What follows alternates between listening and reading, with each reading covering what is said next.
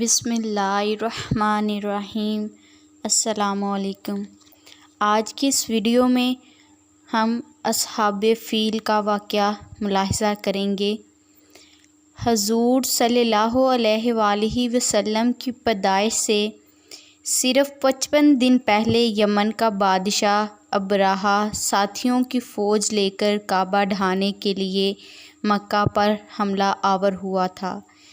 اس کا سبب یہ تھا کہ ابرہہ نے یمن کے دارالسلطنت صنعاء میں ایک بہت ہی شاندار اور عالی شان گرجا گھر بنایا اور یہ کوشش کرنے لگا کہ عرب کے لوگ بجائے خانہ کعبہ کے یمن آ کر اس گرجے گھر کا حج کیا کریں۔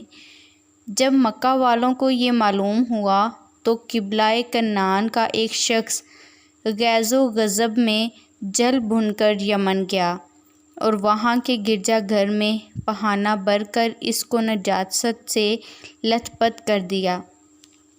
جب ابرہہ نے یہ واقعہ سنا تو وہ طیش میں آپے سے باہر ہو گیا اور خانہ کعبہ کو ڈھانے کے لیے ہاتھیوں کی فوج لے کر مکہ پر حملہ کر دیا اور اس کی فوج کے اگلے دستے نے مکہ والوں کے تمام اونٹ اور دوسرے مویشیوں کو چھین لیا۔ اس میں 200 یا 400 اونٹ عبدالمطلب کے بھی تھے۔ عبدالمطلب کو اس واقعہ سے بڑا رنج پہنچا، چنانچہ آپ اس معاملے میں گفتگو کرنے کے لیے اس کے لشکر میں تشریف لے گئے۔ جب ابرہہ کو معلوم ہوا کہ قریش کا سردار اس سے ملاقات کرنے کے لیے آیا ہے تو اس نے آپ کو اپنے خیمے میں بلا لیا اور جب عبدالمطلب کو دیکھا کہ ایک بلند قامت، رعب دار اور نہایت ہی حسین و جمیل آدمی ہیں جن کی پیشانی پر نور نبوت کا جاہ و جلال چمک رہا ہے تو صورت دیکھتے ہی ابرہہ مرعوب ہو گیا اور بے اختیار تخت شاہی سے اتر کر آپ کی تعظیم و تکریم کے لیے کھڑا ہو گیا اور اپنے برابر بٹھا کر دریافت کیا کہ کہیے سردار قریش، یہاں آپ کی تشریف آوری کا کیا مقصد ہے؟ عبدالمطلب نے جواب دیا کہ ہمارے اونٹ اور بکریاں وغیرہ جو آپ کے لشکر کے سپاہی ہانک لائے ہیں، آپ ان سب مویشیوں کو ہمارے سپرد کر دیجیے۔ یہ سن کر ابرہہ نے کہا، اے سردار قریش، میں تو یہ سمجھتا تھا کہ آپ بہت ہی حوصلہ مند اور شاندار آدمی ہیں، مگر آپ نے مجھ سے اپنے اونٹوں کا سوال کر کے میری نظروں میں اپنا وقار کم کر دیا۔ اونٹ اور بکری کی حقیقت ہی کیا ہے؟ میں تو آپ کے کعبہ کو توڑ پھوڑ کر برباد کرنے کے لیے آیا ہوں۔ آپ نے اس کے بارے میں کوئی گفتگو نہیں کی۔ عبدالمطلب نے کہا، مجھے تو اپنے اونٹوں سے مطلب ہے۔ کعبہ میرا گھر نہیں بلکہ وہ خدا کا گھر ہے، وہ خود اپنے گھر کو بچا لے گا، مجھے کعبہ کی ذرا بھی فکر نہیں ہے۔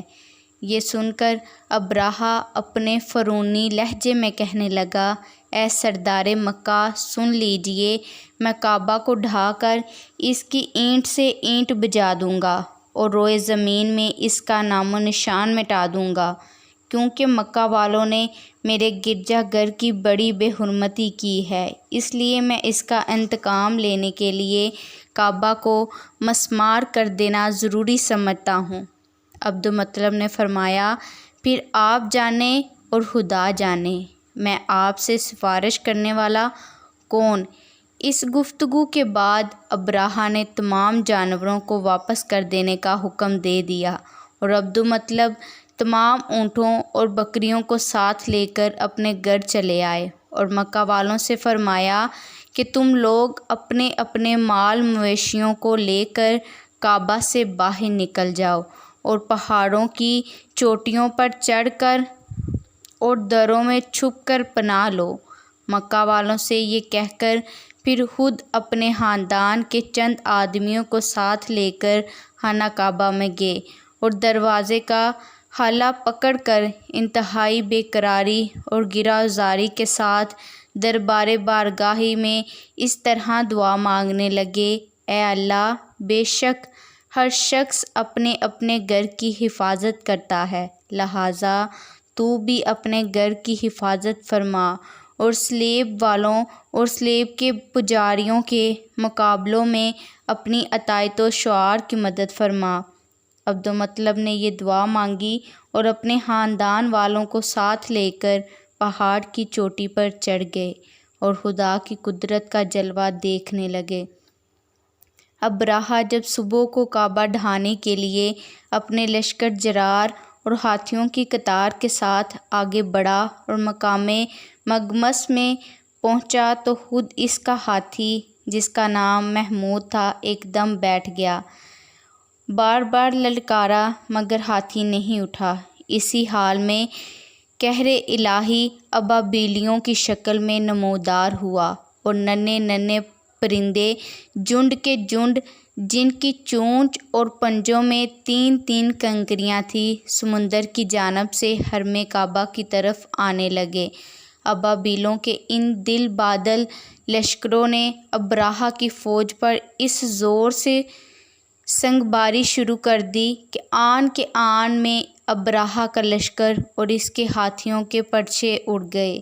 ابابیل کی سنگ باری خداوند قہر و جبار کے قہر و غضب کی ایسی مار تھی کہ جب کوئی کنکری کسی فیل سوار کے سر پر پڑتی تھی تو وہ اس آدمی کے بدن کو چھیدتی ہوئی ہاتھی کے بدن سے پار ہو جاتی تھی۔ ابرہہ کی فوج کا ایک آدمی بھی زندہ نہیں بچا اور سب کے سب ابرہہ اور اس کے ساتھیوں سمیت اس طرح ہلاک و برباد ہو گئے کہ ان کے جسموں کی بوٹیاں ٹکڑے ٹکڑے ہو کر زمین پر بکھر گئی۔ چنانچہ قرآن مجید کی سورہ فیل میں خداوند تعالیٰ نے اس واقعہ کا ذکر کرتے ہوئے ارشاد فرمایا، اے محبوب، کیا آپ نے نہ دیکھا کہ آپ کے رب نے ان ہاتھی والوں کا کیا حال کر ڈالا؟ کیا ان کے داؤں کو تباہی میں نہ ڈالا اور ان پر پرندوں کی ٹکریاں بھیجی تاکہ انہیں کنکر کے پتھروں سے ماریں تو انہیں چبائے ہوئے بھنس جیسا بنا ڈالیں۔ جب ابرہہ اور اس کے لشکروں کا یہ انجام ہوا تو عبدالمطلب پہاڑ سے نیچے اترے اور خدا کا شکر ادا کیا۔ اس کی اس کرامت کا دور دور تک چرچا ہو گیا اور تمام اہل عرب نے ان کو ایک خدا رسیدہ بزرگ کی حیثیت سے قابل احترام سمجھنے لگے۔